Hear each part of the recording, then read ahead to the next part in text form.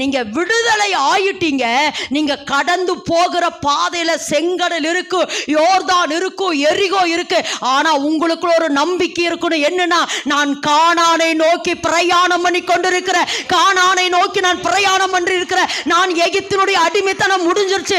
கானானை நோக்கி பிரயாணம் பண்ணி கொண்டிருக்கிறேன். நான் எனக்கு மேக சம்பமாய் தேவன் இருக்கிறார், அக்னி சம்பமாய் இருக்கிறார். எனக்கு வேண்டுகிற நேரம் மன்னா கொடுக்கிறார், எனக்கு வேண்டுகிற நேரம் காடையை கொடுக்கிறார், கண்மலையை பிறக்கிறாங்க.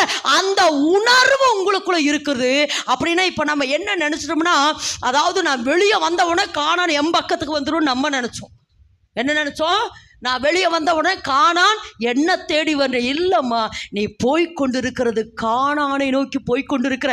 ஒருவேளை கானானை நான் இன்னும் பார்க்கலையே, ஒருவேளை நான் இன்னும் வாக்குத்தத்தம் பண்ணப்பட்டது சுதந்திரிக்கலையே நீங்க நினைக்கிறீங்க. இல்லை இல்லை, ஏசப்பா சொல்றாரு, இல்லை மகளே, நீ போய்கொண்டிருக்கிற கானானை நோக்கி போய்கொண்டிருக்கிற. உன் வாழ்க்கையில எத்தனையோ பிரச்சனை வருது, போராட்டம் வருது, ஜாதிகள் எழும்புறாங்க, ஜனங்கள் எழும்புறாங்க, மனிதர்கள் எழும்புறாங்க. ஒன்றுக்கு நீ கவலைப்படாத. நீ நான் தொடங்கினவர் உன்னை நிச்சயமாய் கானானுக்குள் கொண்டு போய் சேர்ப்ப. வழியில வருகிற பிரச்சனையை பார்த்து ஒருவேளை நான் கானான் இல்ல வாக்குத்தத்தம் பண்ணப்பட்ட இடம் இல்லைன்னு நீ ஒருபோது நினைக்காத. காணாததை நம்புவோமானால், எப்படியாமா? காணாததை நம்புவோமானால். அதாவது உன்னை நான் எப்போ கரம் பிடிச்சனோ உன்னை கண்டிப்பாக எங்கே போய் சேர்த்துருவேன்?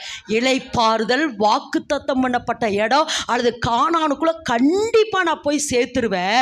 ஆனால் வழியில் வருகிற போராட்டத்தை பார்த்து நீ அப்படியே என்ன செஞ்சிடாத, ஓ அவ்வளோதான் முடிஞ்சிச்சு. நான் அடிக்கடி சொல்லுவேன், கிறிஸ்துவ வாழ்க்கை என்பது கடந்து போகிற பாதை.